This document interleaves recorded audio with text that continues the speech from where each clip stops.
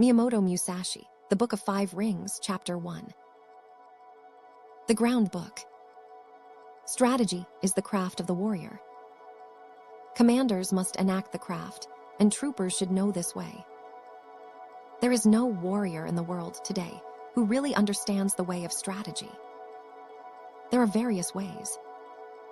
There is the way of salvation by the law of Buddha, the way of Confucius governing the way of learning, the way of healing as a doctor, as a poet teaching the way of waka, tea, archery, and many arts and skills. Each man practices as he feels inclined. It is said the warrior is the twofold way of pen and sword, and he should have a taste for both ways. Even if a man has no natural ability, he can be a warrior by sticking assiduously to both divisions of the way. Generally speaking, the way of the warrior is resolute acceptance of death. Although not only warriors but priests, women, peasants, and lowlier folk have been known to die readily in the cause of duty or out of shame. This is a different thing. The warrior is different in that studying the way of strategy is based on overcoming men. By victory gained in crossing swords with individuals or in joining battle with large numbers, we can attain power and fame for ourselves or our Lord. This is the virtue of strategy. The way of strategy in China and Japan practitioners of the way have been known as masters of strategy. Warriors must learn this way. Recently, there have been people getting on in the world as strategists, but they are usually just sword fencers. The attendants of the Kashima Kantori shrines of the province Hitachi received instruction from the gods and made schools based on this teaching, traveling from country to country instructing men. This is the recent meaning of strategy. In olden times, strategy was listed among the 10 abilities and 7 arts as a beneficial practice. It was certainly an art, but as a beneficial practice, it was not limited to sword fencing. The true value of sword fencing cannot be seen within the confines of sword fencing technique. If we look at the world, we see arts for sale. Men use equipment to sell their own selves. As if with the nut and the flower, the nut has become less than flower. In this kind of way of strategy, both those teaching and those learning the way are concerned with coloring and showing off their technique, trying to hasten the bloom of the flower. They speak of this dojo and that dojo. They are looking for profit. Someone once said, immature strategy is the cause of grief. That was a true saying. There are 4 ways in which men pass through life: as gentlemen, farmers, artisans, and merchants. The way of the farmer. Using agricultural instruments, he sees springs through to autumns with an eye on the changes of season. Second is the way of the merchant. The winemaker obtains his ingredients and puts them to use to make his living. The way of the merchant is always to live by taking profit. This is the way of the merchant. Thirdly, the gentleman warrior, carrying the weaponry of his way. The way of the warrior is to master the virtue of his weapons. If a gentleman dislikes strategy, he will not appreciate the benefit of weaponry, so must he not have a little taste for this? Fourthly, the way of the artisan. The way of the carpenter is to become proficient in the use of his tools, first to lay his plans with a true measure, and then perform his work according to plan. Thus he passes through life. These are the 4 ways of the gentleman, the farmer, the artisan, and the merchant. Comparing the way of the carpenter to strategy, the comparison with carpentry is through the connection with houses. Houses of the nobility, houses of warriors, the 4 houses, ruin of houses, thriving of houses, the style of the house, the tradition of the house, and the name of the house. The carpenter uses a master plan of the building, and the way of strategy is similar in that there is a plan of campaign. If you want to learn the craft of war, ponder over this book. The teacher is as a needle, the disciple is as thread. You must practice constantly. Like the foreman carpenter, The commander must know natural rules, and the rules of the country, and the rules of houses. This is the way of the foreman. The foreman carpenter must know the architectural theory of towers and temples, and the plans of palaces, and must employ men to raise up houses. The way of the foreman carpenter is the same as the way of the commander of a warrior house. In the construction of houses, choice of woods is made. Straight, knotted timber of good appearance is used for the revealed pillars. Straight timber with small defects is used for the inner pillars. Timbers of the finest appearance, even if a little weak, is used for the thresholds, lintels, doors, and sliding doors, and so on. Good strong timber, though it be gnarled and knotted, can always be used discreetly in construction. Timber which is weak or knotted throughout should be used as scaffolding, and later for firewood. The foreman carpenter allots his men work according to their ability. Floor layers, makers of sliding doors, thresholds and lintels, ceilings, and so on. Those of poor ability lay the floor joists, and those of lesser ability carve wedges and do such miscellaneous work. If the foreman knows and deploys his men, well, the finished work will be good. The foreman should take into account the abilities and limitations of his men, circulating among them and asking nothing unreasonable. He should know their morale and spirit and encourage them when necessary. This is the same as the principle of strategy. The way of strategy, like a trooper, the carpenter sharpens his own tools. He carries his equipment in his toolbox and works under the direction of his foreman. He makes columns and girders with an axe, shapes floorboards and shelves with a plane, cuts fine openwork and carvings accurately, giving as excellent a finish as his skill will allow. This is the craft of the carpenters. When the carpenter becomes skilled and understands measures, he can become a foreman. The carpenter attainment is having tools which will cut well to make small shrines, writing shelves, tables, paper lanterns, chopping boards and pot lids. These are the specialties of the carpenter. Things are similar for the trooper. You ought to think deeply about this. The attainment of the carpenter is that his work is not warped, that the joints are not misaligned, and that the work is truly planed so that it meets well and is not merely finished in sections. This is essential. If you want to learn this way, deeply consider the things written in this book one at a time. You must do sufficient research. Outline of the 5 books of this book of strategy. The way is shown as 5 books concerning different aspects. These are ground, water, fire, wind tradition, and void, the illusionary nature of worldly things. The body of the way of strategy from the viewpoint of my Ikai school is explained in the ground book. It is difficult to realize the true way just through sword, fencing. Know the smallest things and the biggest things, the shallowest things and the deepest things.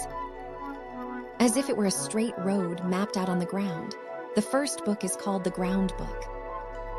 Second is the water book.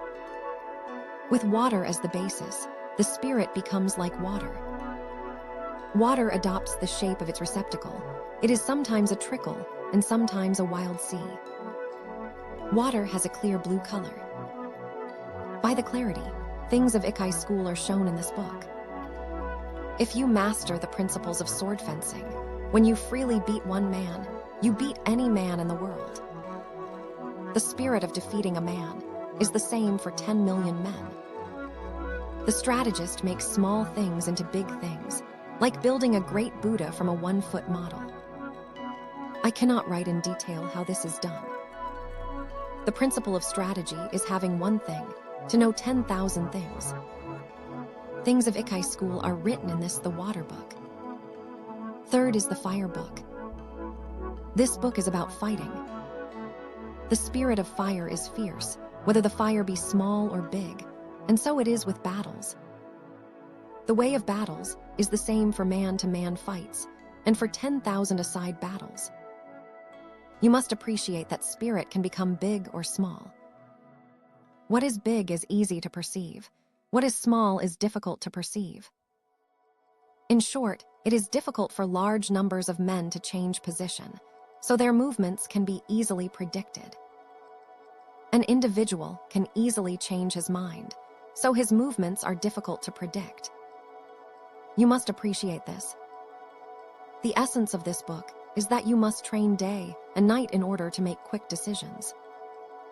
In strategy, it is necessary to treat training as part of normal life with your spirit unchanging. Thus, combat in battle is described in the Fire Book. Fourthly, the Wind Book. This book is not concerned with my Ikai school, but with other schools of strategy.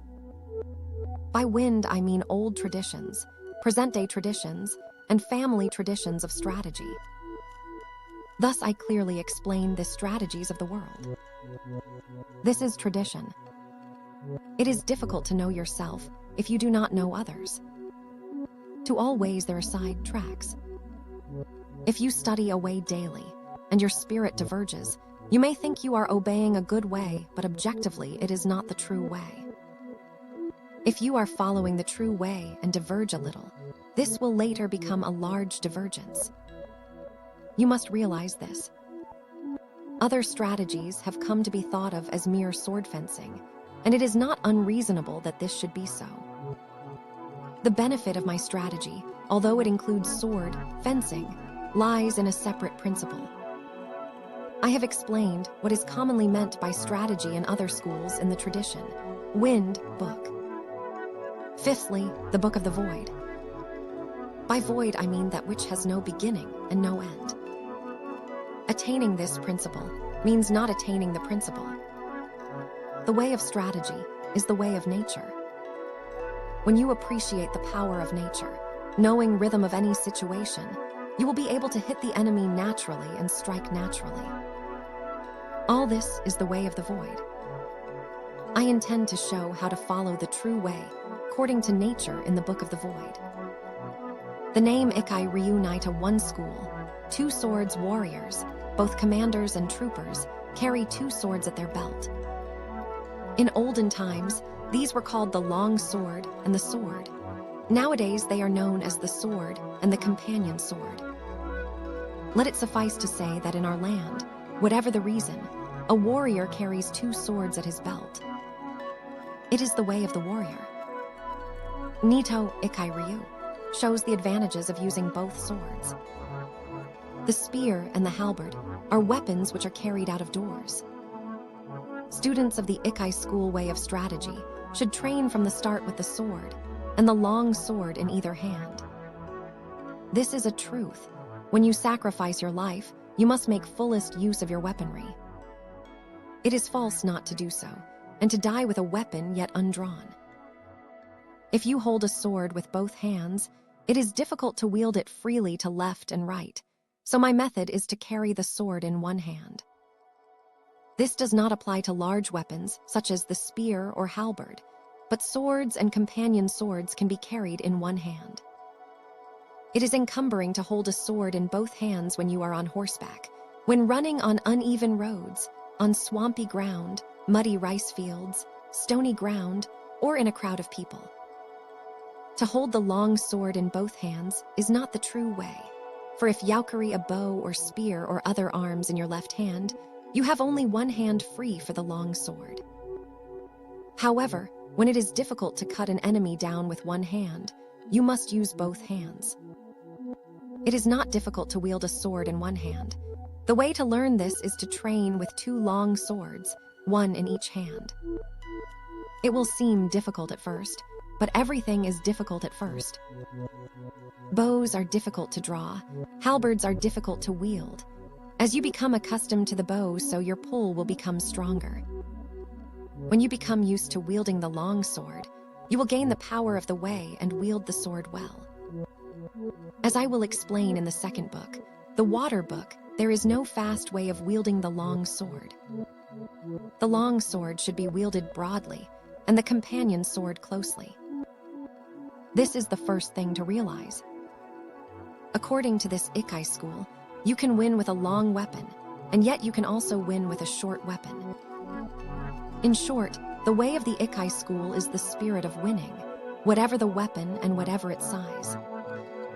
It is better to use 2 swords rather than 1 when you are fighting a crowd, and especially if you want to take a prisoner. These things cannot be explained in detail. From one thing, know 10,000 things. When you attain the way of strategy, there will not be one thing you cannot see. You must study hard. The benefit of the 2 characters reading strategy, masters of the long sword are called strategists. As for the other military arts, those who master the bow are called archers, those who master the spear are called spearmen, those who master the gun are called marksmen, those who master the halberd are called halberdiers. But we do not call masters of the way of the long sword longswordsmen, nor do we speak of companion swordsmen. Because bows, guns, spears, and halberds are all warriors' equipment, they are certainly part of strategy.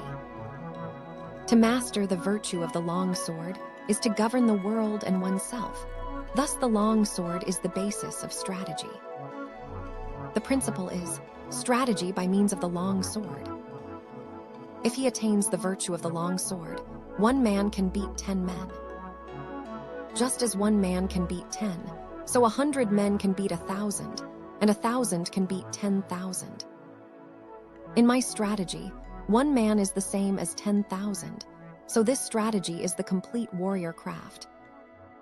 The way of the warrior does not include other ways, such as Confucianism, Buddhism, certain traditions, artistic accomplishments, and dancing. But even though these are not part of the way, if you know the way broadly, you will see it in everything. Men must polish their particular way. The benefit of weapons in strategy, there is a time and place for use of weapons.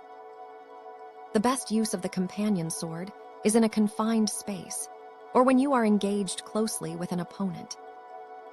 The long sword can be used effectively in all situations. The halberd is inferior to the spear on the battlefield. With the spear, you can take the initiative. The halberd is defensive. In the hands of one of 2 men of equal ability, the spear gives a little extra strength. Spear and halberd both have their uses, but neither is very beneficial in confined spaces. They cannot be used for taking a prisoner. They are essentially weapons for the field. Anyway, if you learn indoor techniques, you will think narrowly and forget the true way. Thus, you will have difficulty in actual encounters. The bow is tactically strong at the commencement of battle, especially battles on a moor, as it is possible to shoot quickly from among the spearmen. However, it is unsatisfactory in sieges, or when the enemy is more than 40 yards away. For this reason, there are nowadays few traditional schools of archery. There is little use nowadays for this kind of skill. From inside fortifications, the gun has no equal among weapons. It is the supreme weapon on the field before the ranks clash, but once swords are crossed, the gun becomes useless. One of the virtues of the bow is that you can see the arrows in flight and correct your aim accordingly, whereas gunshot cannot be seen. You must appreciate the importance of this. Just as a horse must have endurance and no defects, so it is with weapons. Horses should walk strongly, and swords and companion swords should cut strongly. Spears and halberds must stand up to heavy use. Bows and guns must be sturdy. Weapons should be hardy rather than decorative. You should not have a favorite weapon. To become familiar with one weapon is as much a fault as not knowing it sufficiently well. You should not copy others, but use weapons which you can handle properly. It is bad for commanders and troopers to have likes and dislikes. These are things you must learn thoroughly. Timing in strategy, there is timing in everything. Timing in strategy cannot be mastered without a great deal of practice. Timing is important in dancing and pipe or string music, for they are in rhythm only if timing is good. Timing and rhythm are also involved in the military arts, shooting bows and guns, and riding horses. In all skills and abilities, there is timing. There is also timing in the void. There is timing in the whole life of the warrior, in his thriving and declining, in his harmony and discord. Similarly, there is timing in the way of the merchant, in the rise and fall of capital. All things entail rising and falling timing. You must be able to discern this. In strategy, there are various timing considerations. From the outset, you must know the applicable timing and the inapplicable timing, and from among the large and small things and the fast and slow timings, find the relevant timing, first seeing the distance timing and the background timing. This is the main thing in strategy. It is especially important to know the background timing, otherwise your strategy will become uncertain. You win battles with the timing in the void born of the timing of cunning, by knowing the enemy's timing, and thus using a timing which the enemy does not expect. All the 5 books are chiefly concerned with timing. You must train sufficiently to appreciate this. If you practice day and night in the above Ikai school strategy, your spirit will naturally broaden. Thus is large-scale strategy, and the strategy of hand-to-hand combat propagated in the world. This is recorded for the first time in the 5 books of ground, water, fire, tradition, wind, and void. This is the way for men who want to learn my strategy. 1. Do not think dishonestly. 2. The way is in training. 3. Become acquainted with every art. 4. Know the ways of all professions. 5. Distinguish between gain and loss in worldly matters. 6. Develop intuitive judgment and understanding for everything. 7. Perceive those things which cannot be seen. 8. Pay attention even to trifles. 9. Do nothing which is of no use. It is important to start by setting these broad principles in your heart and train in the way of strategy. If you do not look at things on a large scale, it will be difficult for you to master strategy. If you learn and attain this strategy, you will never lose even to 20 or 30 enemies. More than anything, to start with, you must set your heart on strategy and earnestly stick to the way. You will come to be able to actually beat men in fights and to be able to win with your eye. Also, by training, you will be able to freely control your own body, conquer men with your body, and with sufficient training, you will be able to beat 10 men with your spirit. When you have reached this point, will it not mean that you are invincible? Moreover, in large-scale strategy, the superior man will manage many subordinates dexterously, bear himself correctly, govern the country and foster the people, thus preserving the ruler discipline. If there is a way involving the spirit of not being defeated, to help oneself and gain honor, it is the way of strategy.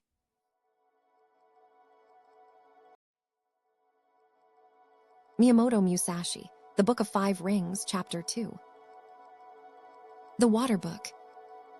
The spirit of the Nai-Ten Ikai school of strategy is based on water, and this water book explains methods of victory as the long sword form of the Ikai school. Language does not extend to explaining the way in detail, but it can be grasped intuitively. Study this book, read a word, then ponder on it. If you interpret the meaning loosely, you will mistake the way. The principles of strategy are written down here in terms of single combat, but you must think broadly so that you attain an understanding for 10,000 aside battles. Strategy is different from other things in that if you mistake the way, even a little, you will become bewildered and fall into bad ways. If you merely read this book, you will not reach the way of strategy. Absorb the things written in this book. Do not just read, memorize, or imitate, but so that you realize the principle from within your own heart. Study hard to absorb these things into your body.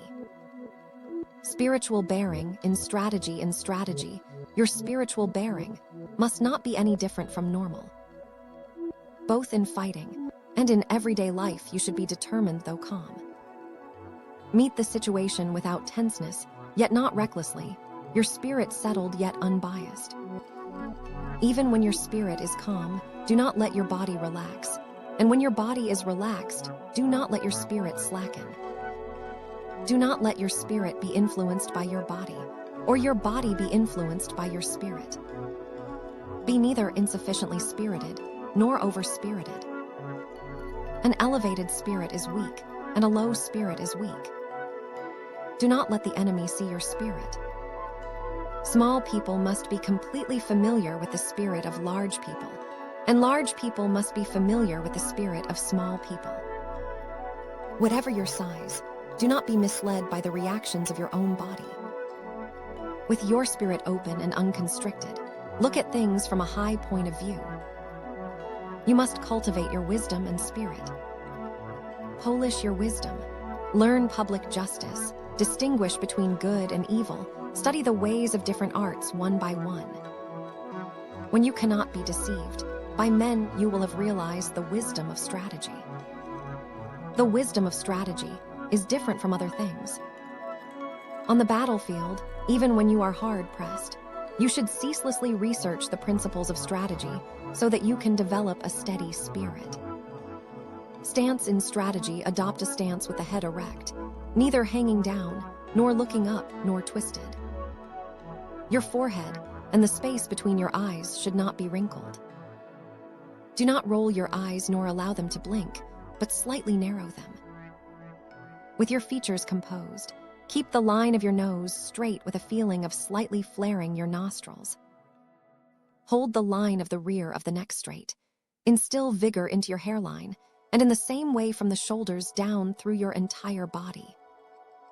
Lower both shoulders, and, without the buttocks jutting out, put strength into your legs from the knees to the tips of your toes. Brace your abdomen so that you do not bend at the hips. Wedge your companion's sword in your belt against your abdomen so that your belt is not slack. This is called wedging in. In all forms of strategy, it is necessary to maintain the combat stance in everyday life and to make your everyday stance your combat stance. You must research this well. The gaze in strategy: the gaze should be large and broad. This is the twofold gaze: perception and sight. Perception is strong and sight weak. In strategy, it is important to see distant things as if they were close, and to take a distanced view of close things. It is important in strategy to know the enemy's sword, and not to be distracted by insignificant movements of his sword. You must study this. The gaze is the same for single combat and for large-scale strategy. It is necessary in strategy to be able to look to both sides without moving the eyeballs. You cannot master this ability quickly. Learn what is written here. Use this gaze in everyday life and do not vary it whatever happens. Holding the long sword, grip the long sword with a rather floating feeling in your thumb and forefinger, with the middle finger neither tight nor slack, and with the last two fingers tight. It is bad to have play in your hands. When you take up a sword, you must feel intent on cutting the enemy. As you cut an enemy, you must not change your grip, and your hands must not cower. When you dash the enemy's sword aside, or ward it off, or force it down, you must slightly change the feeling in your thumb and forefinger. Above all, you must be intent on cutting the enemy in the way you grip the sword. The grip for combat and for sword testing is the same. There is no such thing as a man-cutting grip. Generally, I dislike fixedness in both long swords and hands.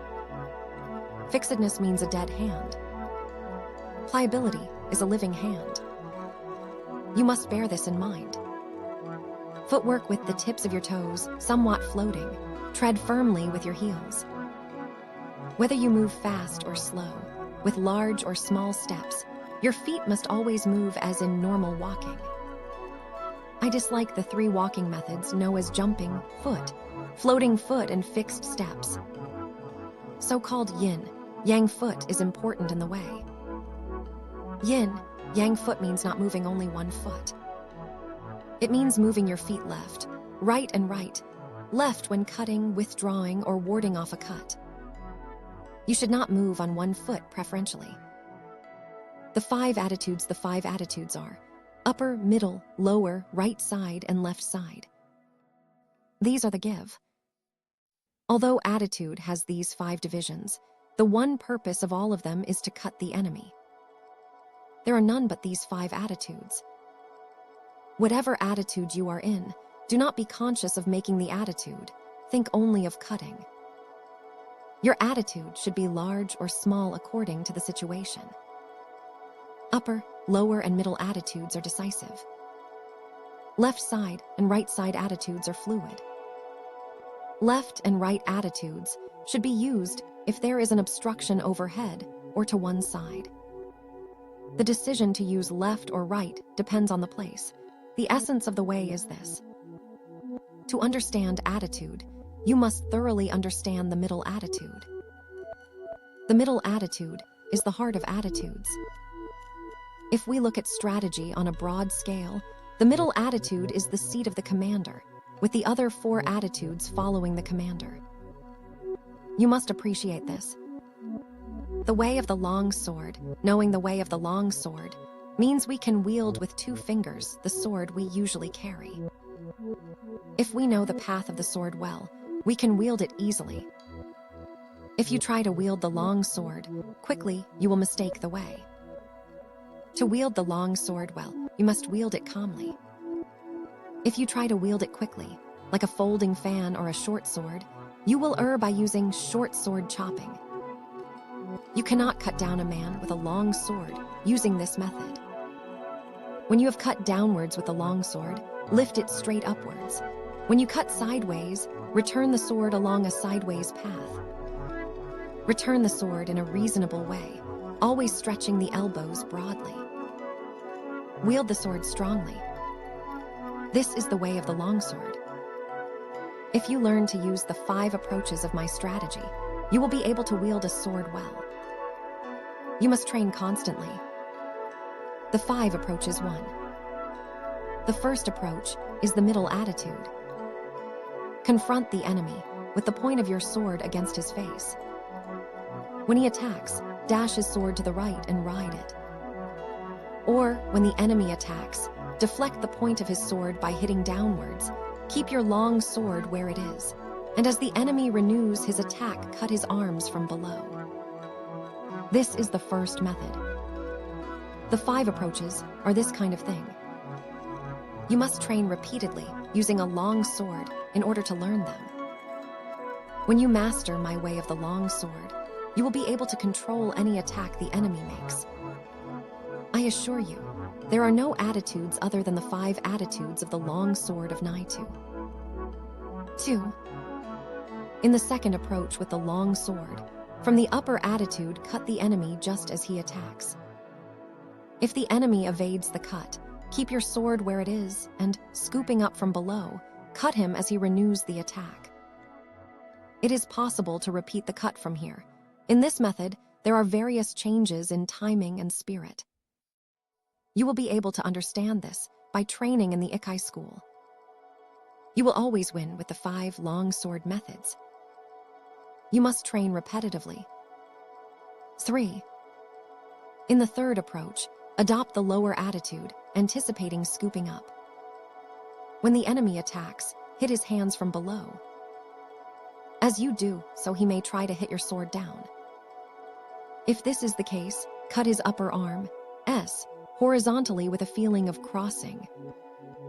This means that from the lower attitudes, you hit the enemy at the instant that he attacks. You will encounter this method often, both as a beginner and in later strategy. You must train holding a long sword. 4. In this fourth approach, adopt the left side attitude. As the enemy attacks, hit his hands from below. If as you hit his hands, he attempts to dash down your sword, with the feeling of hitting his hands, parry the path of his long sword and cut across from above your shoulder. This is the way of the long sword. Through this method you win, by parrying the line of the enemy attack. You must research this. 5. In the fifth approach, the sword is in the right side attitude. In accordance with the enemy attack, cross your long sword from below at the side to the upper attitude. Then cut straight from above. This method is essential for knowing the way of the long sword well. If you can use this method, you can freely wield a heavy long sword. I cannot describe in detail how to use these 5 approaches. You must become well acquainted with my in harmony with the long sword way, learn large-scale timing, understand the enemy long sword, and become used to the 5 approaches from the outset. You will always win by using these 5 methods, with various timing considerations discerning the enemy spirit. You must consider all this carefully. The attitude no attitude, teaching attitude no attitude, means that there is no need for what are known as long sword attitudes. Even so, attitudes exist as the 5 ways of holding the long sword. However you hold the sword, it must be in such a way that it is easy to cut the enemy well, in accordance with the situation, the place, and your relation to the enemy. From the upper attitude, as your spirit lessens, you can adopt the middle attitude. And from the middle attitude, you can raise the sword a little in your technique and adopt the upper attitude. From the lower attitude, you can raise the sword and adopt the middle attitudes as the occasion demands. According to the situation, if you turn your sword from either the left side or right side attitude towards the center, the middle or the lower attitude results.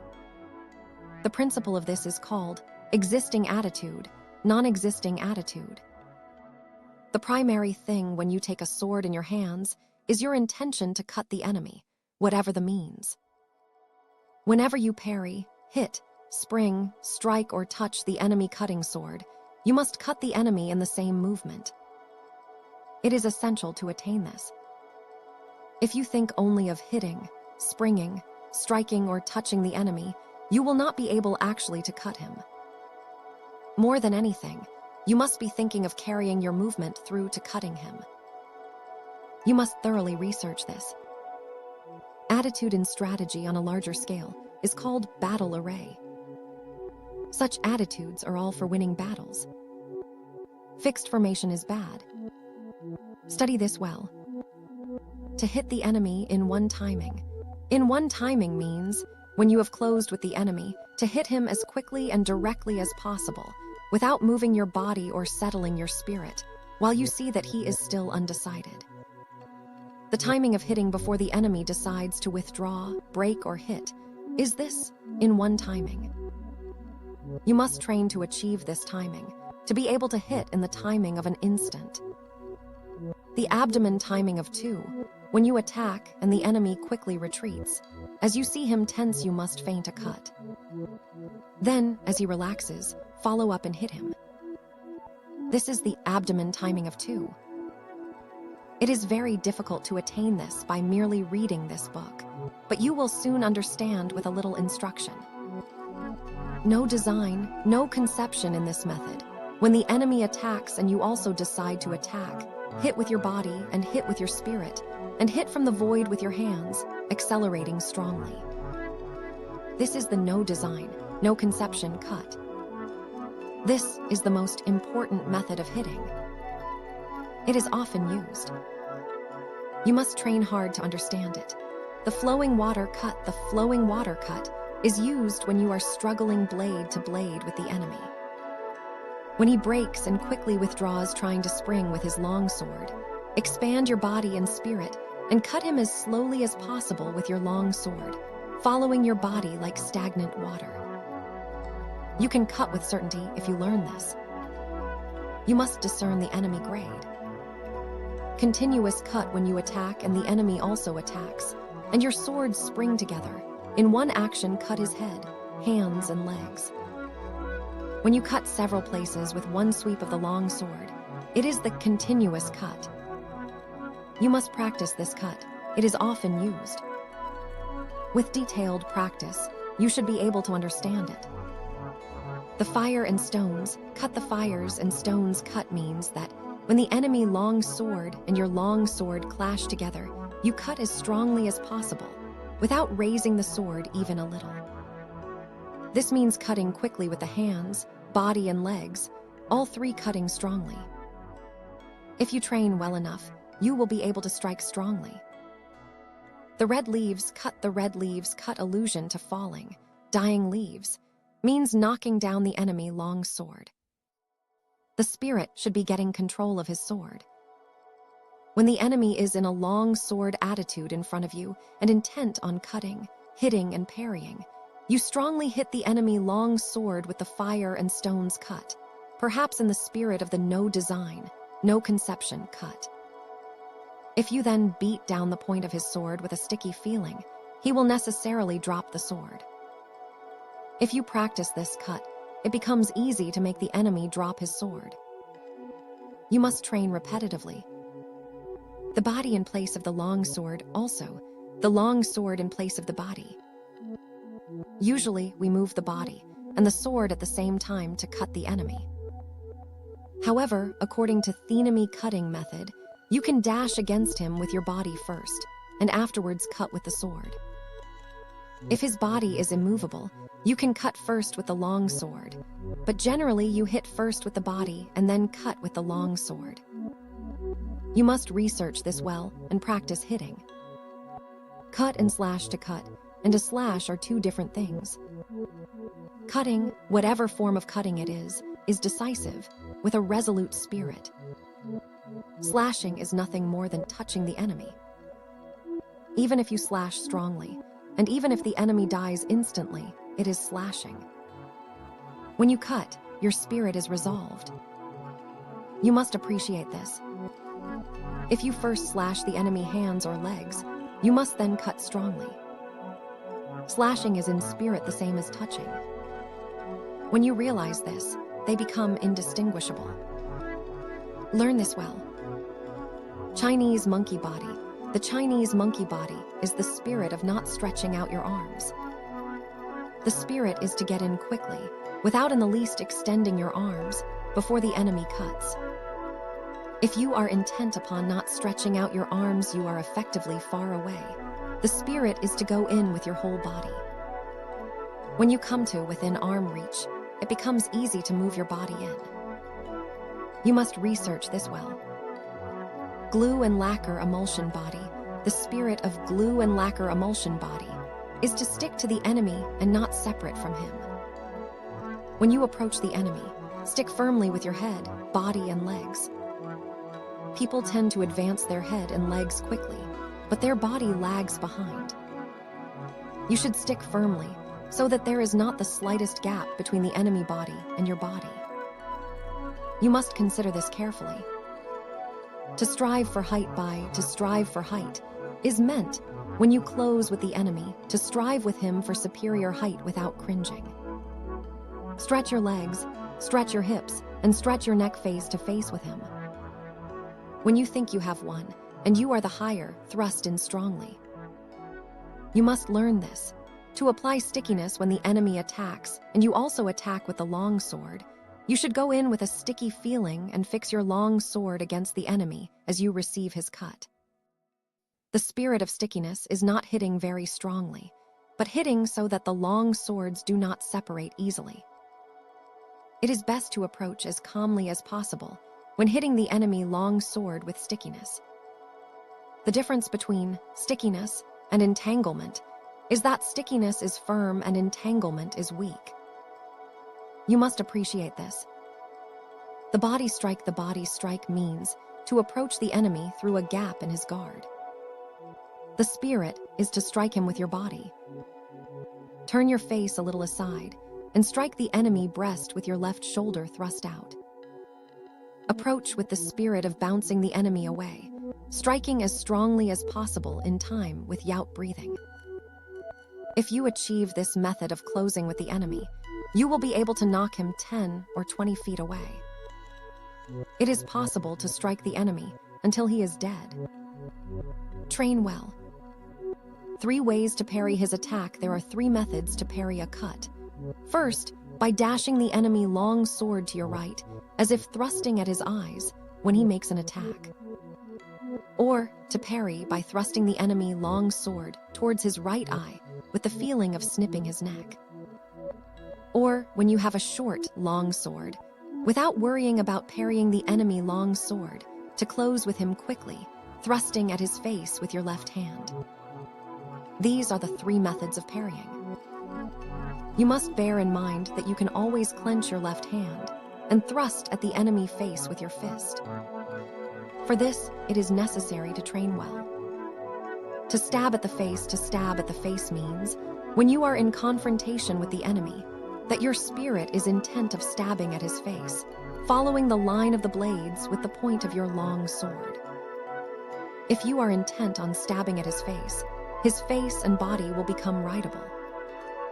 When the enemy becomes as if rightable, there are various opportunities for winning. You must concentrate on this. When fighting and the enemy body becomes as if rightable, you can win quickly, so you ought not to forget to stab at the face. You must pursue the value of this technique through training. To stab at the heart means, when fighting and there are obstructions above or to the sides, and whenever it is difficult to cut, to thrust at the enemy.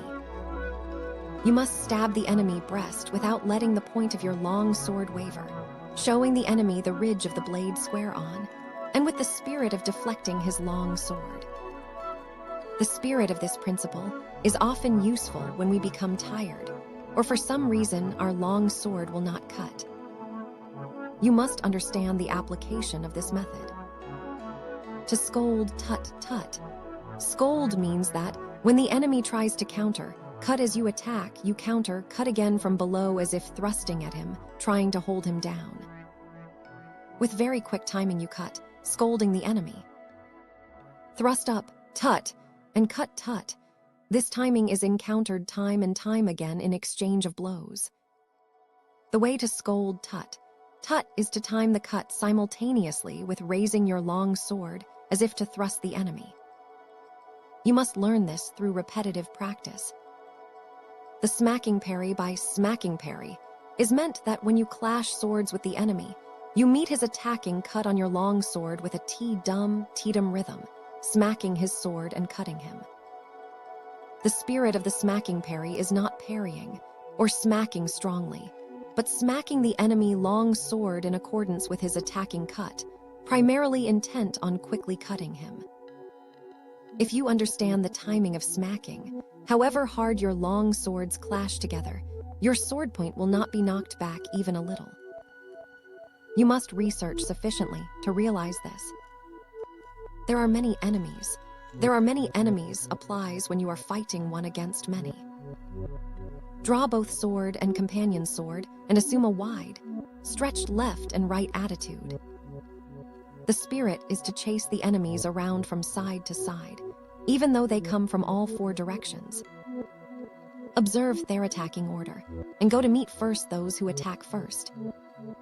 Sweep your eyes around broadly, carefully examining the attacking order, and cut left and right alternately with your swords. Waiting is bad. Always quickly reassume your attitudes to both sides. Cut the enemies down as they advance, crushing them in the direction from which they attack. Whatever you do, you must drive the enemy together, as if tying a line of fishes, and when they are seen to be piled up, cut them down strongly without giving them room to move. The advantage when coming to blows, you can know how to win through strategy with the long sword, but it cannot be clearly explained in writing. You must practice diligently in order to understand how to win. Oral tradition. The true way of strategy is revealed in the long sword. One cut you can win with certainty with the spirit of one cut. It is difficult to attain this if you do not learn strategy well. If you train well in this way, strategy will come from your heart, and you will be able to win at will. You must train diligently.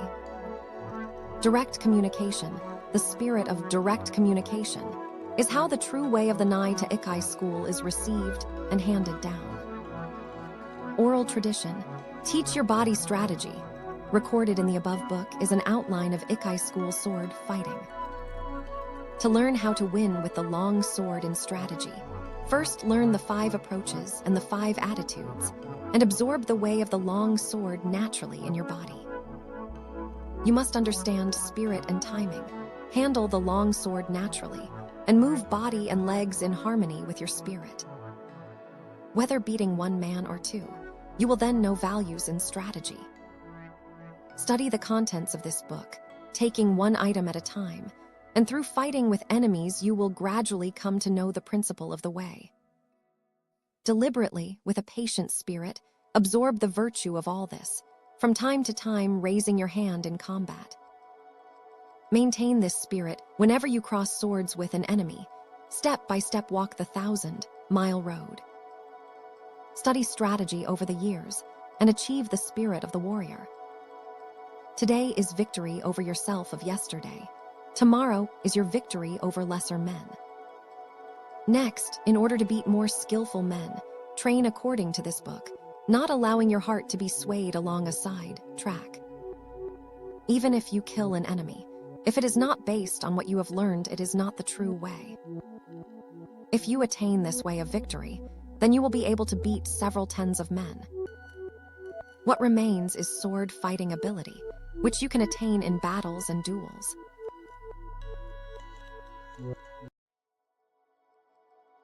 Miyamoto Musashi, The Book of 5 Rings, Chapter 3. The Fire Book. In this, the Fire Book of the Nai to Ikai School of Strategy, I describe fighting as fire. In the first place, people think narrowly about the benefit of strategy. By using only their fingertips, they only know the benefit of 3 of the 5 inches of the wrist. They let a contest be decided, as with the folding fan, merely by the span of their forearms. They specialize in the small matter of dexterity, learning such trifles as hand and leg movements with the bamboo practice sword. In my strategy, the training for killing enemies is by way of many contests, fighting for survival, discovering the meaning of life and death, learning the way of the sword, judging the strength of attacks, and understanding the way of the edge and ridge of the sword. You cannot profit from small techniques, particularly when full armor is worn. My way of strategy is the sure method to win when fighting for your life 1 man against 5 or 10. There is nothing wrong with the principle. 1 man can beat 10, so 1,000 men can beat 10,000. You must research this. Of course, you cannot assemble 1,000 or 10,000 men for everyday training. But you can become a master of strategy by training alone with a sword, so that you can understand the enemy's strategy, his strength and resources, and come to appreciate how to apply strategy to beat 10,000 enemies. Any man who wants to master the essence of my strategy must research diligently, training morning and evening. Thus can he polish his skill, become free from self, and realize extraordinary ability. He will come to possess miraculous power. This is the practical result of strategy. Depending on the place, examine your environment. Stand in the sun, that is, take up an attitude with the sun behind you. If the situation does not allow this, you must try to keep the sun on your right side.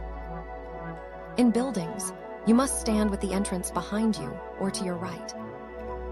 Make sure that your rear is unobstructed and that there is free space on your left, your right side being occupied with your side attitude. At night, if the enemy can be seen, keep the fire behind you and the entrance to your right, and otherwise take up your attitude as above. You must look down on the enemy and take up your attitude on slightly higher places. For example, the kamazu in a house is thought of as a high place. When the fight comes, always endeavor to chase the enemy around to your left side. Chase him towards awkward places and try to keep him with his back to awkward places. When the enemy gets into an inconvenient position, do not let him look around, but conscientiously chase him around and pin him down. In houses, chase the enemy into the thresholds, lintels, doors, verandas, pillars, and so on, again not letting him see his situation. Always chase the enemy into bad footholds, obstacles at the side, and so on, using the virtues of the place to establish predominant positions from which to fight. You must research and train diligently in this. The 3 methods to forestall the enemy. The first is to forestall him by attacking. This is called Ken no Sen, to set him up. Another method is to forestall him as he attacks. This is called Tai no Sen, to wait for the initiative. The other method is when you and the enemy attack together. This is called Tai no Sen, to accompany him and forestall him. There are no methods of taking the lead other than these 3. Because you can win quickly by taking the lead, it is one of the most important things in strategy. There are several things involved in taking the lead. You must make the best of the situation, see through the enemy's spirit so that you grasp his strategy and defeat him. It is impossible to write about this in detail. The first, Ken no Sen, when you decide to attack, keep calm and dash in quickly, forestalling the enemy. Or you can advance seemingly strongly, but with a reserved spirit, forestalling him with the reserve. Alternatively, advance with as strong a spirit as possible, and when you reach the enemy, move with your feet a little quicker than normal, unsettling him and overwhelming him sharply.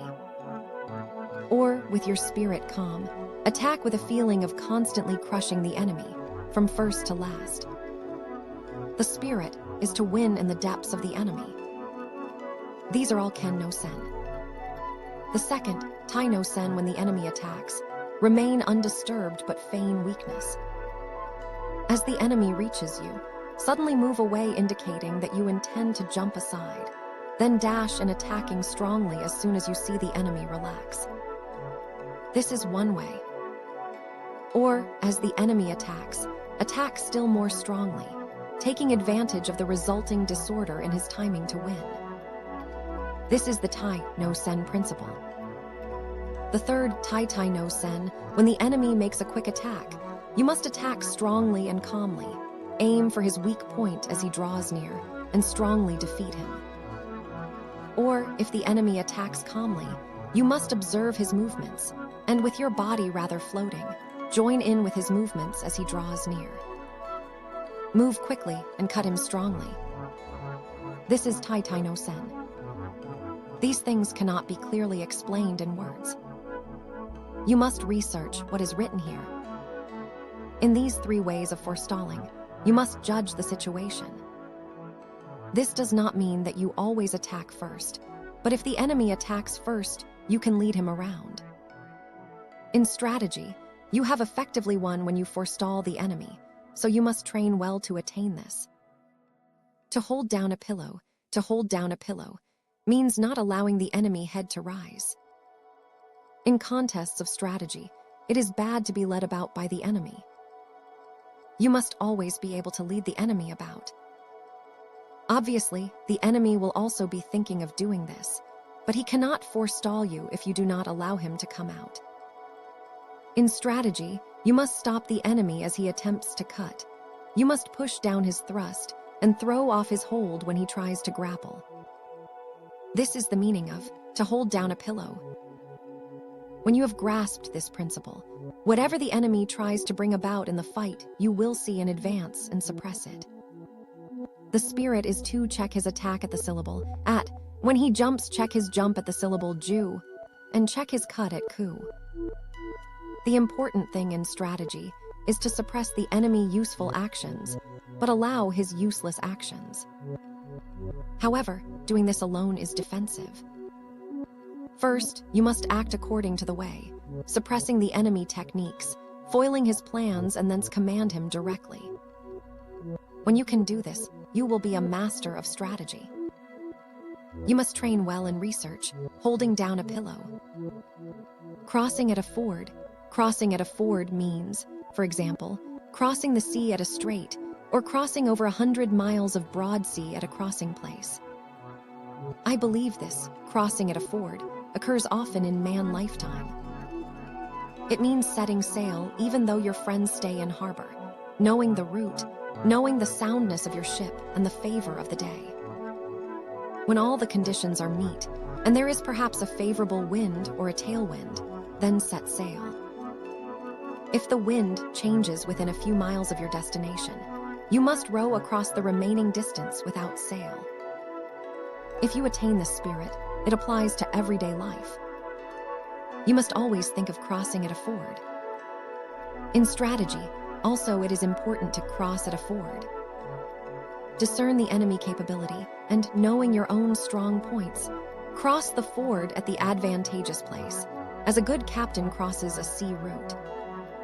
If you succeed in crossing at the best place, you may take your ease.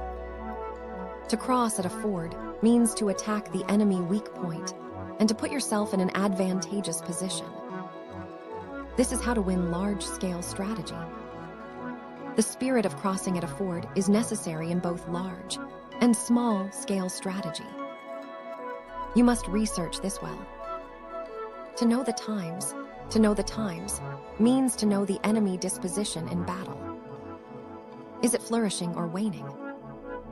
By observing the spirit of the enemy men and getting the best position, you can work out the enemy disposition and move your men accordingly.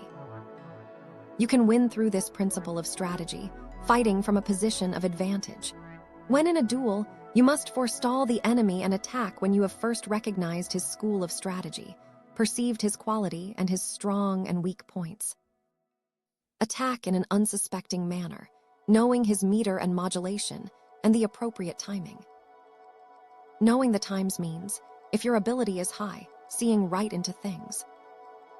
If you are thoroughly conversant with strategy, you will recognize the enemy intentions and thus have many opportunities to win.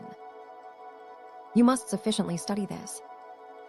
To tread down the sword is a principle often used in strategy. First, in large-scale strategy, when the enemy first discharges bows and guns, and then attacks, it is difficult for us to attack if we are busy loading powder into our guns or notching our arrows. The spirit is to attack quickly, while the enemy is still shooting with bows or guns. The spirit is to win by treading down as we receive the enemy attack. In single combat, we cannot get a decisive victory by cutting, with a T-dumb feeling, in the wake of the enemy attacking long sword. We must defeat him at the start of his attack, in the spirit of treading him down with the feet, so that he cannot rise again to the attack.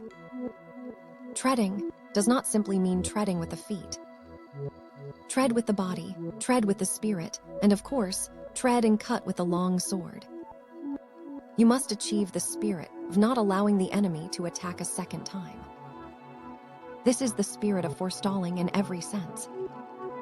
Once at the enemy, you should not aspire just to strike him, but to cling after the attack. You must study this deeply. To know collapse, everything can collapse. Houses, bodies, and enemies collapse when their rhythm becomes deranged.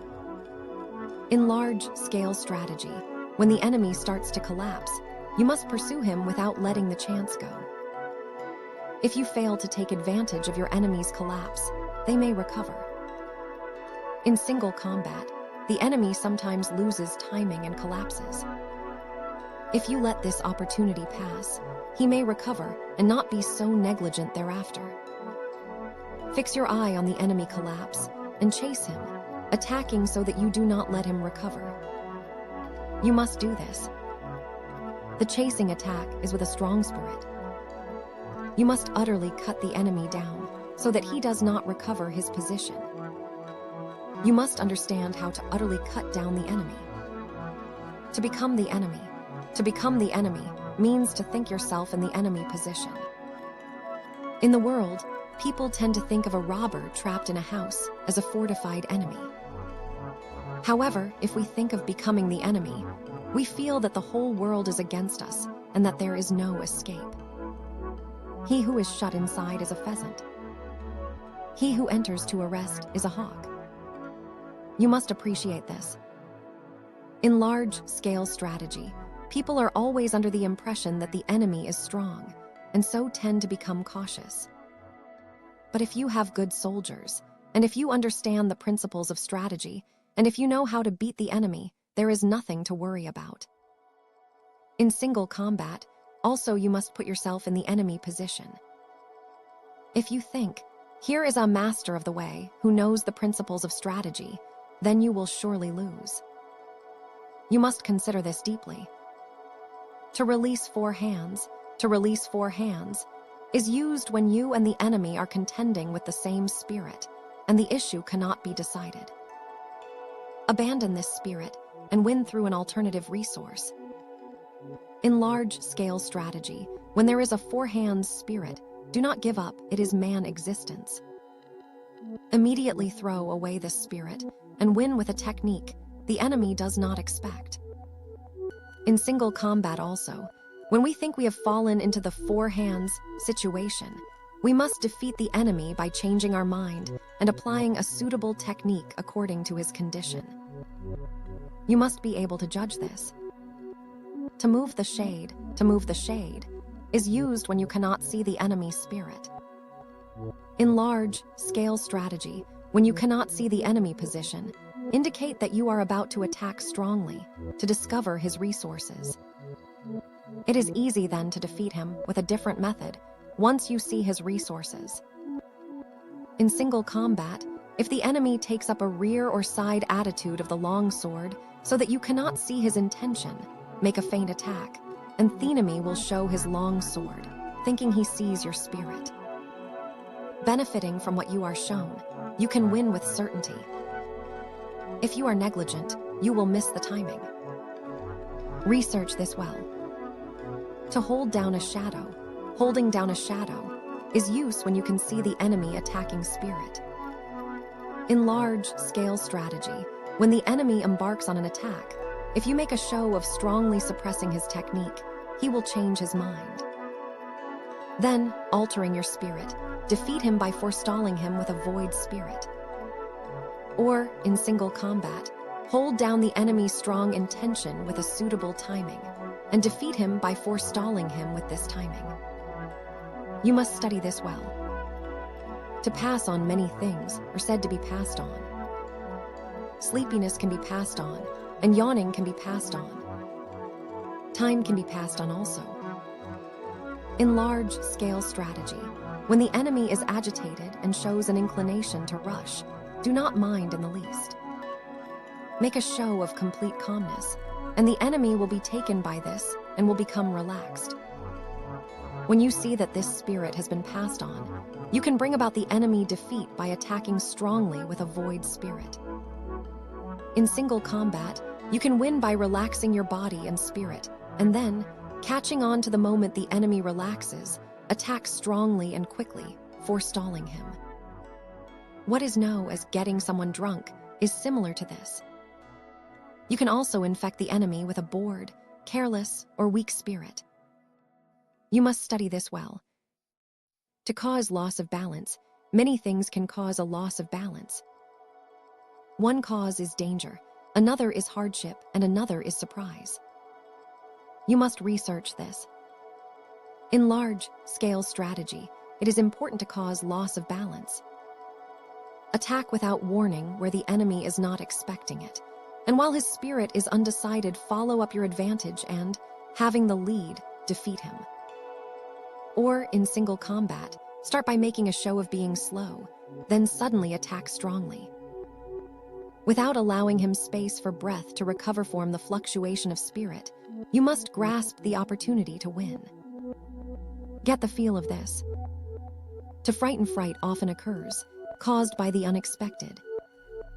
In large-scale strategy, you can frighten the enemy not just by what you present to their eyes, but by shouting, making a small force seem large, or by threatening them from the flank without warning. These things all frighten. You can win by making best use of the enemy frightened rhythm.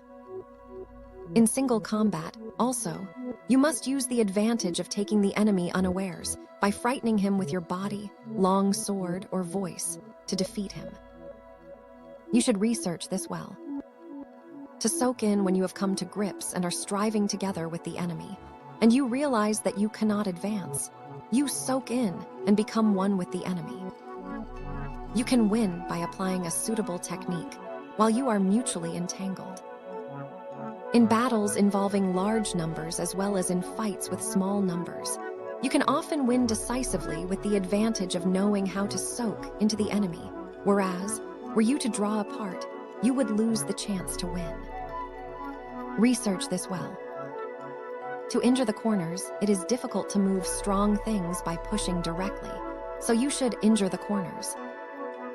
In large-scale strategy, it is beneficial to strike at the corners of the enemy force.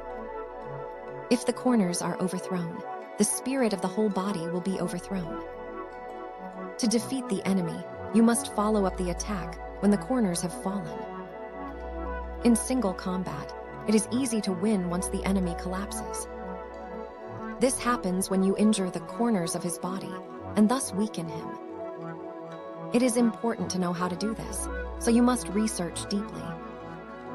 To throw into confusion, this means making the enemy lose resolve. In large-scale strategy, we can use our troops to confuse the enemy on the field. Observing the enemy's spirit, we can make him think, here, there, like that, like this, slow, vast. Victory is certain when the enemy is caught up in a rhythm which confuses his spirit. In single combat, we can confuse the enemy by attacking with varied techniques when the chance arises. Feint a thrust or cut, or make the enemy think you are going to close with him, and when he is confused, you can easily win. This is the essence of fighting, and you must research it deeply. The three shouts are divided thus: before, during, and after. Shout according to the situation. The voice is a thing of life. We shout against fires and so on, against the wind and the waves. The voice shows energy. In large-scale strategy, at the start of battle, we shout as loudly as possible. During the fight, the voice is low-pitched, shouting out as we attack. After the contest, we shout in the wake of our victory. These are the three shouts. In single combat, we make as if to cut and shout "I" at the same time to disturb the enemy. Then in the wake of our shout, we cut with the long sword. We shout after we have cut down the enemy. This is to announce victory. This is called Sengo no Ko, before and after voice. We do not shout simultaneously with flourishing the long sword. We shout during the fight to get into rhythm. Research this deeply. To mingle in battles, when the armies are in confrontation, attack the enemy's strong points, and when you see that they are beaten back, quickly separate and attack yet another strong point on the periphery of his force. The spirit of this is like a winding mountain path. This is an important fighting method for one man against many. Strike down the enemies in one quarter or drive them back. Then grasp the timing and attack further strong points to right and left, as if on a winding mountain path, weighing up the enemy's disposition. When you know the enemy's level, attack strongly with no trace of retreating spirit. What is meant by mingling is the spirit of advancing and becoming engaged with the enemy, and not withdrawing even one step. You must understand this. To crush this means to crush the enemy regarding him as being weak. In large-scale strategy, when we see that the enemy has few men, or if he has many men but his spirit is weak and disordered, we knock the hat over his eyes, crushing him utterly. If we crush lightly, he may recover. You must learn the spirit of crushing as if with a hand grip. In single combat, if the enemy is less skillful than ourselves, if his rhythm is disorganized, or if he has fallen into evasive or retreating attitudes, we must crush him straight away, with no concern for his presence and without allowing him space for breath. It is essential to crush him all at once. The primary thing is not to let him recover his position, even a little. You must research this deeply. The mountain, change the mountain. Spirit means that it is bad to repeat the same thing several times when fighting the enemy. There may be no help but to do something twice, but do not try it a third time. If you once make an attack and fail, there is little chance of success if you use the same approach again. If you attempt a technique which you have previously tried unsuccessfully and fail yet again, then you must change your attacking method. If the enemy thinks of the mountains, attack like the sea, and if he thinks of the sea, attack like the mountains. You must research this deeply. To penetrate the depths when we are fighting with the enemy, even when it can be seen that we can win on the surface with the benefit of the way. If his spirit is not extinguished, he may be beaten superficially yet undefeated in spirit deep inside. With this principle of penetrating the depths, we can destroy the enemy's spirit in its depths, demoralizing him by quickly changing our spirit. This often occurs. Penetrating the depths means penetrating with a long sword, penetrating with the body, and penetrating with the spirit. This cannot be understood in a generalization. Once we have crushed the enemy in the depths, there is no need to remain spirited. But otherwise, we must remain spirited. If the enemy remains spirited, it is difficult to crush him. You must train in penetrating the depths for large-scale strategy and also single combat. To renew applies when we are fighting with the enemy, and an entangled spirit arises where there is no possible resolution. We must abandon our efforts, think of the situation in a fresh spirit, then win in the new rhythm. To renew, when we are deadlocked with the enemy, means that without changing our circumstance, we change our spirit and win through a different technique. It is necessary to consider how to renew also applies in large-scale strategy. Research this diligently. Rat head, ox neck, rat head and ox neck means that when we are fighting with the enemy and both he and we have become occupied with small points in an entangled spirit, we must always think of the way of strategy as being both a rat head and an ox neck. Whenever we have become preoccupied with small detail, we must suddenly change into a large spirit, interchanging large with small. This is one of the essences of strategy. It is necessary that the warrior think in the spirit in everyday life. You must not depart from this spirit in large-scale strategy nor in single combat. The commander knows the troops. The commander knows the troops applies everywhere in fights in my way of strategy. Using the wisdom of strategy, think of the enemy as your own troops. When you think in this way, you can move him at will and be able to chase him around. You become the general, and the enemy becomes your troops. You must master this. To let go the hilt, there are various kinds of spirit involved in letting go the hilt. There is the spirit of winning without a sword. There is also the spirit of holding the long sword, but not winning. The various methods cannot be expressed in writing. You must train well. The body of a rock, when you have mastered the way of strategy, you can suddenly make your body like a rock, and 10,000 things cannot touch you. This is the body of a rock. You will not be moved. Oral tradition. What is recorded above is what has been constantly on my mind about Ikai school sword fencing, written down as it came to me.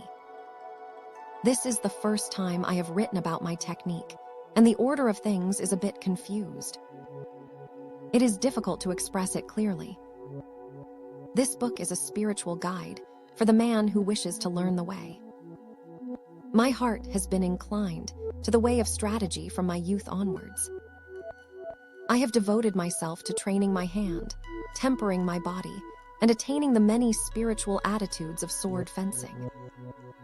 If we watch men of other schools discussing theory and concentrating on techniques with the hands, even though they seem skillful to watch, they have not the slightest true spirit.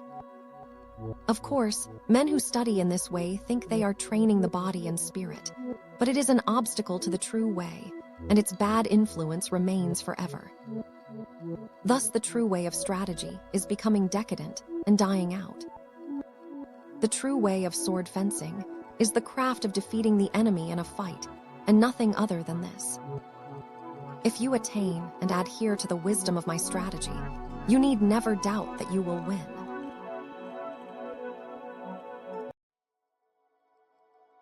Miyamoto Musashi, The Book of Five Rings, Chapter 4. The Wind Book. In strategy, you must know the ways of other schools. So I have written about various other traditions of strategies in this The Wind Book. Without knowledge of the ways of other schools, it is difficult to understand the essence of my Ikai school. Looking at other schools, we find some that specialize in techniques of strength, using extra long swords. Some schools study the way of the short sword, known as kodachi. Some schools teach dexterity in large numbers of sword techniques, teaching attitudes of the sword as the surface and the way as the interior. That none of these are the true way I show clearly in the interior of this book, all the vices and virtues and rights and wrongs. My Ikai school is different. Other schools make accomplishments their means of livelihood, growing flowers, and decoratively coloring articles in order to sell them. This is definitely not the way of strategy. Some of the world's strategists are concerned only with sword, fencing, and limit their training to flourishing the long sword and carriage of the body. But is dexterity alone sufficient to win? This is not the essence of the way. I have recorded the unsatisfactory point of other schools, one by one in this book. You must study these matters deeply to appreciate the benefit of my Nai to Ikai school. Other schools using extra long swords, some other schools have a liking for extra long swords. From the point of view of my strategy, these must have been seen as weak schools. This is because they do not appreciate the principle of cutting the enemy by any means. Their preference is for the extra, long sword, and relying on the virtue of its length, they think to defeat the enemy from a distance. In this world it is said, 1 inch gives the hand advantage, but these are the idle words of one who does not know strategy. It shows the inferior strategy of a weak spirit that men should be dependent on the length of their sword, fighting from a distance without the benefit of strategy. I expect there is a case for the school in question liking extra, long swords as part of its doctrine. But if we compare this to real life, it is unreasonable. Surely we need not necessarily be defeated if we are using a short sword and have no long sword. It is difficult for these people to cut the enemy when at close quarters because of the length of the long sword. The blade path is large, so the long sword is an encumbrance, and they are at a disadvantage compared to the man armed with a short companion sword. From olden times it has been said, great and small go together. So do not unconditionally dislike extra, long swords. What I dislike is the inclination towards the long sword. If we consider large-scale strategy, we can think of large forces in terms of long swords and small forces as short swords. Cannot few me give battle against many? There are many instances of few men overcoming many. Your strategy is of no account if when called on to fight in a confined space, your heart is inclined to the long sword, or if you are in a house armed only with your companion sword. Besides, some men have not the strength of others. In my doctrine, I dislike preconceived, narrow spirit. You must study this well. The strong longsword spirit in other schools, you should not speak of strong and weak long swords. If you just wield the long sword in a strong spirit, your cutting will be coarse. And if you use the sword coarsely, you will have difficulty in winning. If you are concerned with the strength of your sword, you will try to cut unreasonably strongly, and will not be able to cut at all. It is also bad to try to cut strongly when testing the sword. Whenever you cross swords with an enemy, you must not think of cutting him either strongly or weakly. Just think of cutting and killing him. Be intent solely upon killing the enemy. Do not try to cut strongly, and of course, do not think of cutting weakly. You should only be concerned with killing the enemy. If you rely on strength, when you hit the enemy sword, you will inevitably hit too hard. If you do this, your own sword will be carried along as a result. Thus the saying, "The strongest hand wins," has no meaning. In large-scale strategy, if you have a strong army and are relying on strength to win, but the enemy also has a strong army, the battle will be fierce. This is the same for both sides. Without the correct principle, the fight cannot be won. The spirit of my school is to win through the wisdom of strategy, paying no attention to trifles. Study this well. Use of the shorter longsword in other schools, using a shorter longsword, is not the true way to win. In ancient times, takai and katana meant long and short swords. Men of superior strength in the world can wield even a long sword lightly, so there is no case for their liking the short sword. They also make use of the length of spears and halberds. Some men use a shorter long sword with the intention of jumping in and stabbing the enemy at the unguarded moment when he flourishes his sword. This inclination is bad. To aim for the enemy unguarded moment is completely defensive and undesirable at close quarters with the enemy. Furthermore, you cannot use the method of jumping inside his defense with a short sword if there are many enemies. Some men think that if they go against many enemies with a shorter long sword, they can unrestrictedly frisk around cutting in sweeps, but they have to parry cuts continuously and eventually become entangled with the enemy. This is inconsistent with the true way of strategy. The sure way to win thus is to chase the enemy around in confusing manner, causing him to jump aside, with your body held strongly and straight. The same principle applies to large-scale strategy. The essence of strategy is to fall upon the enemy in large numbers and bring about his speedy downfall. By their study of strategy, people of the world get used to countering, evading, and retreating as the normal thing. They become set in this habit, so can easily be paraded around by the enemy. The way of strategy is straight and true. You must chase the enemy around and make him obey your spirit. Other schools with many methods of using the long sword, placing a great deal of importance on the attitudes of the long sword, is a mistaken way of thinking. What is known in the world as attitude applies when there is no enemy. The reason is that this has been a precedent since ancient times, and there should be no such thing as "this is the modern way to do it" in dueling. You must force the enemy into inconvenient situations. Attitudes are for situations in which you are not to be moved. That is, for garrisoning castles, battle array, and so on, showing the spirit of not being moved even by a strong assault. In the way of dueling, however, you must always be intent upon taking the lead and attacking. Attitude is the spirit of awaiting an attack. You must appreciate this. In duels of strategy, you must move the opponent attitude. Attack where his spirit is lax, throw him into confusion, irritate and terrify him. Take advantage of the enemy rhythm when he is unsettled, and you can win.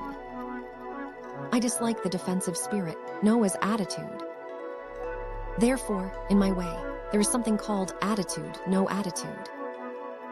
In large-scale strategy, we deploy our troops for battle bearing in mind our strength, observing the enemy numbers, and noting the details of the battlefield. This is at the start of the battle. The spirit of attacking first is completely different from the spirit of being attacked. Bearing an attack well, with a strong attitude, and parrying the enemy attack well, is like making a wall of spears and halberds. When you attack the enemy, your spirit must go to the extent of pulling the stakes out of a wall and using them as spears and halberds. You must examine this well. Fixing the eyes in other schools, some schools maintain that the eyes should be fixed on the enemy long sword. Some schools fix the eyes on the hands. Some fix the eyes on the face, and some fix the eyes on the feet, and so on. If you fix the eyes on these places, your spirit can become confused and your strategy thwarted. I will explain this in detail. Footballers do not fix their eyes on the ball, but by good play on the field, they can perform well. When you become accustomed to something, you are not limited to the use of your eyes. People such as master musicians have the music score in front of their nose, or flourish swords in several ways when they have mastered the way. But this does not mean that they fix their eyes on these things specifically, or that they make pointless movements of the sword. It means that they can see naturally. In the way of strategy, when you have fought many times, you will easily be able to appraise the speed and position of the enemy's sword, and having mastery of the way, you will see the weight of his spirit. In strategy, fixing the eyes means gazing at the man-heart. In large-scale strategy, the area to watch is the enemy's strength. Perception and sight are the two methods of seeing. Perception consists of concentrating strongly on the enemy's spirit, observing the condition of the battlefield, fixing the gaze strongly, seeing the progress of the fight and the changes of advantages. This is the sure way to win. In single combat, you must not fix the eyes on the details. As I said before, if you fix your eyes on details and neglect important things, your spirit will become bewildered and victory will escape you. Research this principle well and train diligently. Use of the feet in other schools, there are various methods of using the feet. Floating foot, jumping foot, springing foot, treading foot, crow foot, and such nimble walking methods. From the point of view of my strategy, these are all unsatisfactory. I dislike floating foot because the feet always tend to float during the fight. The way must be trod firmly. Neither do I like jumping foot because it encourages the habit of jumping and a jumpy spirit. However much you jump, there is no real justification for it, so jumping is bad. Springing foot causes a springing spirit, which is indecisive. Treading foot is a wading method, and I especially dislike it. Apart from these, there are various fast walking methods, such as crow foot and so on. Sometimes, however, you may encounter the enemy on marshland, swampy ground, river valleys, stony ground, or narrow roads, in which situations you cannot jump or move the feet quickly. In my strategy, the footwork does not change. I always walk as I usually do in the street. You must never lose control of your feet. According to the enemy rhythm, move fast or slowly, adjusting your body not too much and not too little. Carrying the feet is important also in large-scale strategy. This is because, if you attack quickly and thoughtlessly without knowing the enemy's spirit, your rhythm will become deranged and you will not be able to win. Or, if you advance too slowly, you will not be able to take advantage of the enemy disorder. The opportunity to win will escape, and you will not be able to finish the fight quickly. You must win by seizing upon the enemy disorder and derangement, and by not according him even a little hope of recovery. Practice this well. Speed in other schools, speed is not part of the true way of strategy. Speed implies that things seem fast or slow, according to whether or not they are in rhythm. Whatever the way, the master of strategy does not appear fast. Some people can walk as fast as 100 or 120 miles in a day, but this does not mean that they run continuously from morning till night. Unpracticed runners may seem to have been running all day, but their performance is poor. In the way of dance, accomplished performers can sing while dancing, but when beginners try this, they slow down and their spirit becomes busy.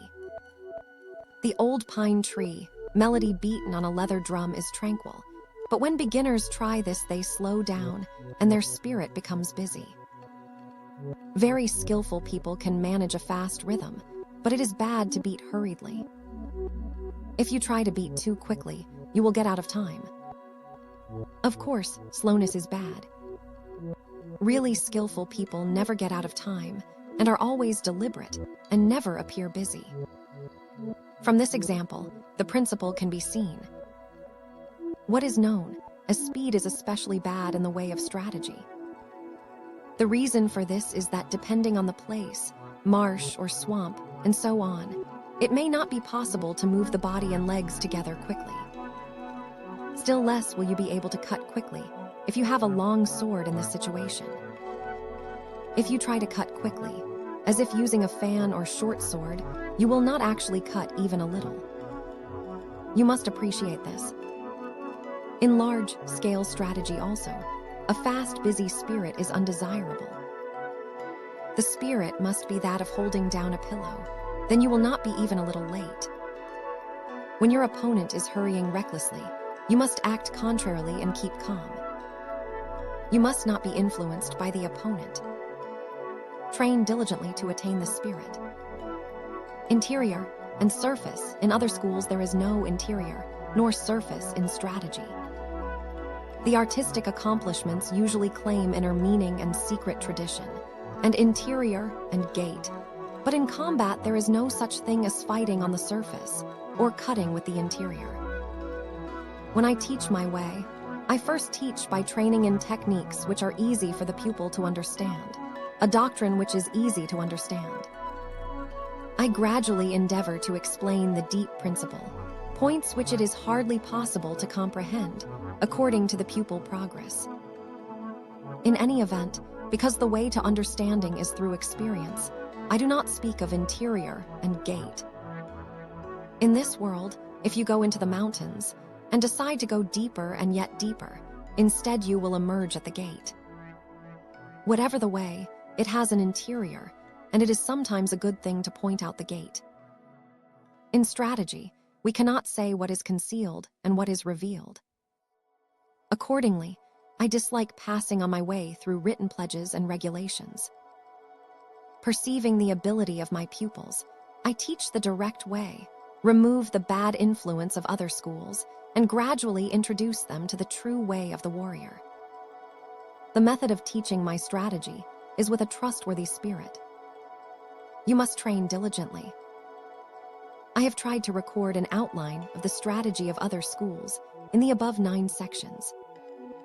I could now continue by giving a specific account of these schools one by one, from the gate to the interior, but I have intentionally not named the schools or their main points. The reason for this is that different branches of schools give different interpretations of the doctrines. Inasmuch as men opinions differ, so there must be differing ideas on the same matter. Thus no one-man conception is valid for any school. I have shown the general tendencies of other schools on 9 points. If we look at them from an honest viewpoint, we see that people always tend to like long swords or short swords, and become concerned with strength in both large and small matters. You can see why I do not deal with the gates of other schools. In my Ikai school of the long sword, there is neither gate nor interior. There is no inner meaning in sword attitudes. You must simply keep your spirit true to realize the virtue of strategy.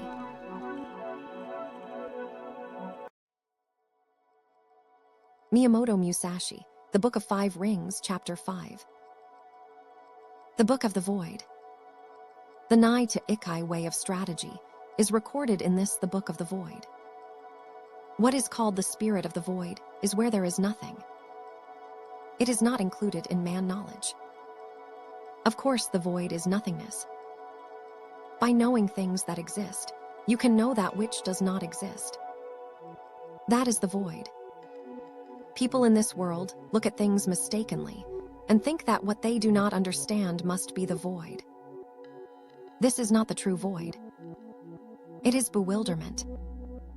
In the way of strategy, also, those who study as warriors think that whatever they cannot understand in their craft is the void. This is not the true void. To attain the way of strategy as a warrior, you must study fully other martial arts and not deviate even a little from the way of the warrior. With your spirit settled, accumulate practice day by day and hour by hour. Polish the twofold spirit, heart, and mind, and sharpen the twofold gaze, perception, and sight. When your spirit is not in the least clouded, when the clouds of bewilderment clear away, there is the true void.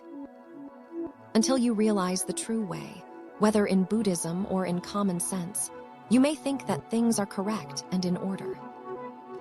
However, if we look at things objectively, from the viewpoint of laws of the world, we see various doctrines departing from the true way.